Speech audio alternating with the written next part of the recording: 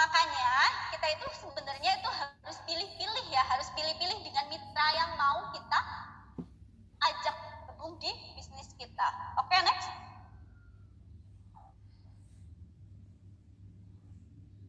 Jadi kalau kita sedang prospek ya, kita sedang melipir, orangnya gampang, nggak ngeyelan, ya udah kita lanjut. Kalau yang sulit, yang ngeyel, yang ngedumel, yang banyak belum apa-apa udah alasan dulu, ya udah kita tinggal, nggak masalah. Karena dulu saya punya prinsip ya, orang yang nggak join sama saya itu, ya yang rugi bukan saya, sombong ya. Tapi memang dari dulu punya prinsip seperti itu, jadi saya nggak pernah namanya dia belum mau join atau apa dan lain-lain gitu. Intinya ketika kita memberikan tipir itu, kita itu sedang memberikan informasi tentang kalau dia cerdas, kalau dia paham, kita nggak perlu repot-repot ngajakin, ngojok-ngojokin, pasti dia ikut. Jadi kita hanya menemukan orang-orang yang cerdas dan paham, cocok, serta satu visi dan misi. Oke.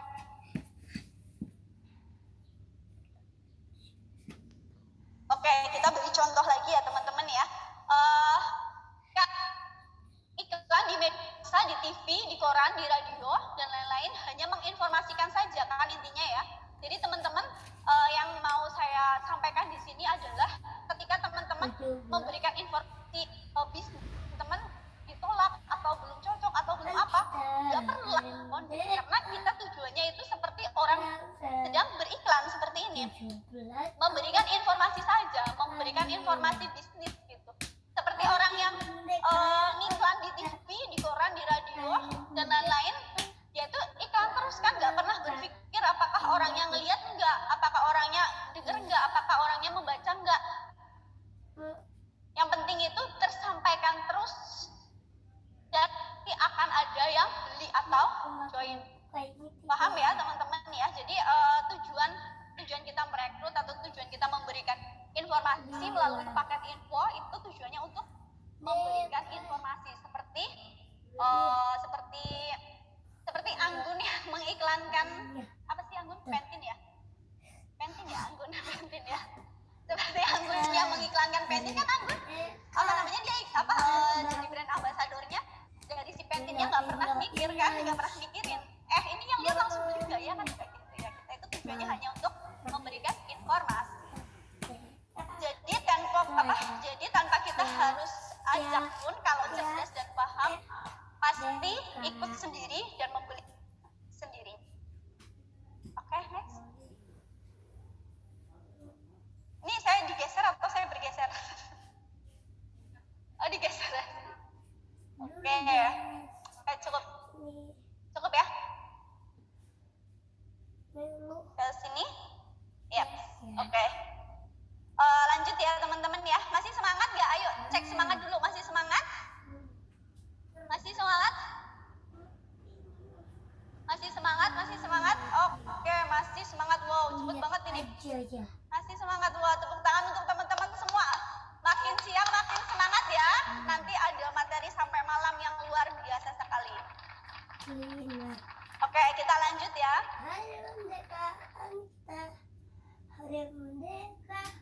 Aduh, ini kecil sekali, saya maju sedikit.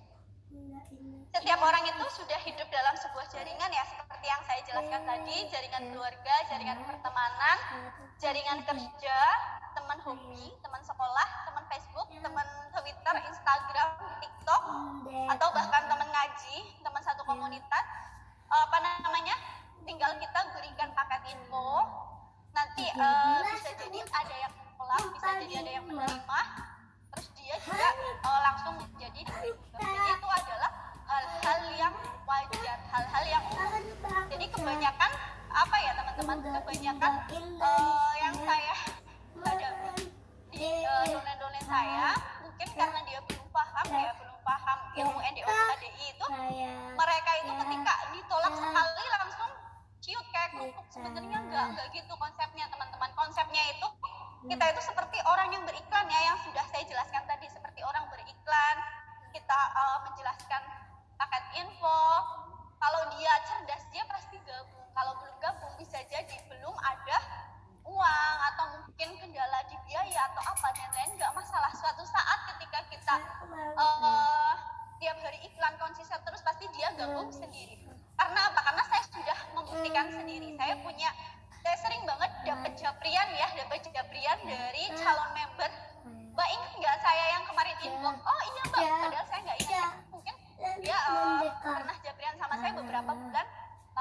Jadi teman-teman nggak perlu down, nggak perlu baperan ketika belum closing, karena sesungguhnya kita itu hanya memberikan informasi.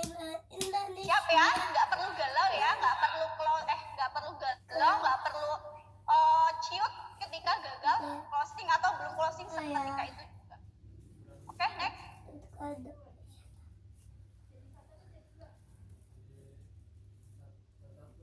Ini saya dikecilin lagi nggak?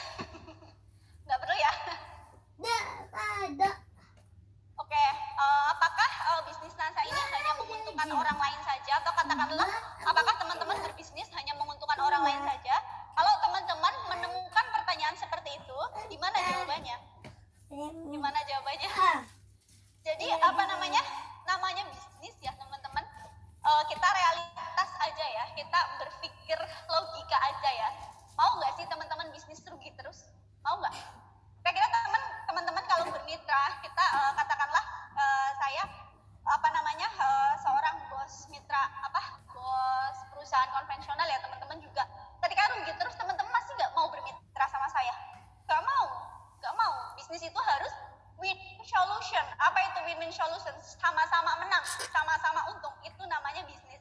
Kalau bisnis nggak menguntungkan, ngapain bisnis? Ya nggak.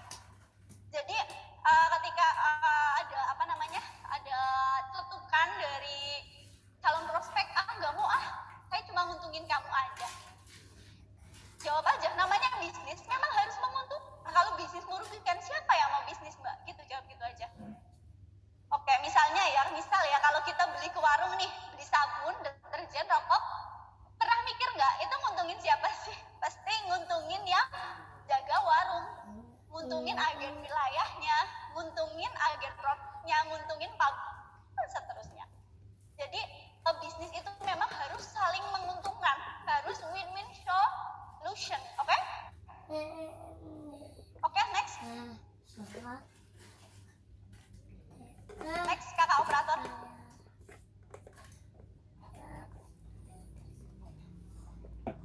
Oke, di luar NASA kita pun melakukan aktivitas bisnis, pasti saling menguntungkan. Contohnya tadi kalau beli rokok, beli deterjen di warung ya. Contoh lagi kalau beli sate nih, beli sate. Yang suka sate, kalau malam-malam siapa? Saya dong. Kalau beli sate itu menguntungkan yang memelihara kambing nggak? Iya dong. Kambingnya dijual dapat untung nggak? Dapat. Terus nguntungin yang jual tusuk sate, yang jual arang, otomatis ya bisnis itu sebuah simbiosis mutualisme, saling menguntungkan, rantai yang saling menguntungkan. Jadi nggak ada bisnis yang nggak menguntungkan. Ada yang tidak menguntungkan apa?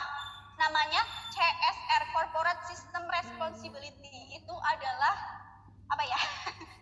CSR itu bentuk tanggung jawab perusahaan kepada masyarakat. Pernah lihat kan yang LAJISNU atau LAJISNU, nah itu CSR. Itu bentuknya itu tidak menguntungkan, atau lembaga sosial yang lain. Itu bukan yang oriented, yang berbasis profit oriented seperti bisnis konvensional, bisnis harus menguntungkan orang lain, harus kamu terlihat.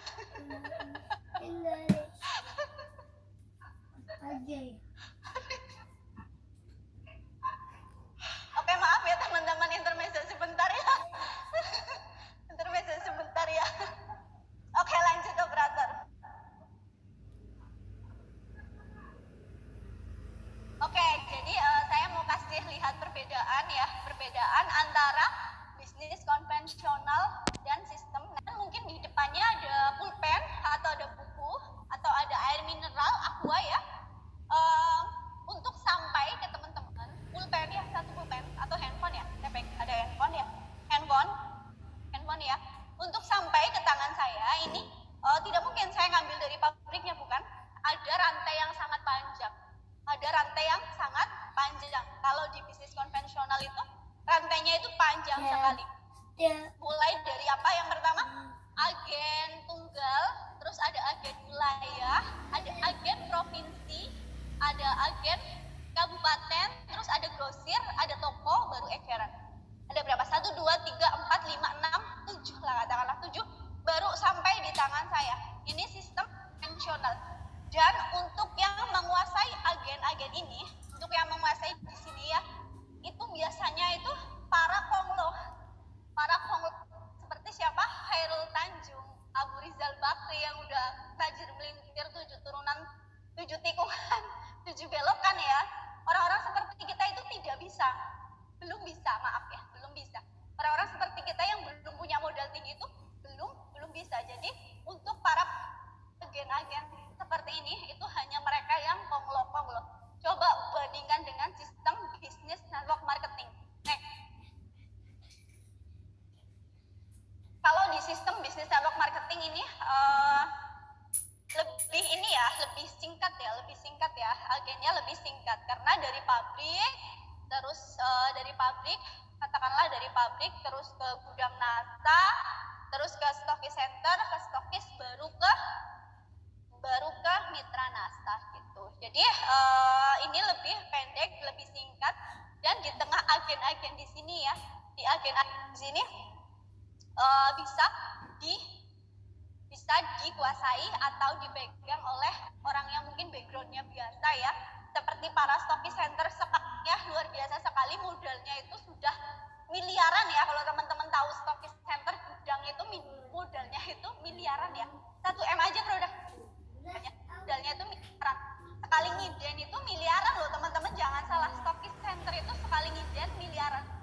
Dan itu siapa? Stokis center kan kebanyakan upline kita ya, mereka berawal dari mana? Berawal dari nol gitu. Jadi agen-agen seperti itu, sistem rantai seperti itu bisa, teman-teman juga bisa ada di posisi itu. Oke, paham ya? Next. Siapa yang bekerja, dia yang mendapatkan. Gak mesti orang yang ada di atas yang bonusnya lebih besar. Banyak yang terjadi bahwa orang yang baru join bonusnya lebih besar. Contohnya apa? Contohnya kemarin teman-teman sudah ini ya, melihat testimoni bahwa bisa stokis dalam berapa bulan? 5 bulan.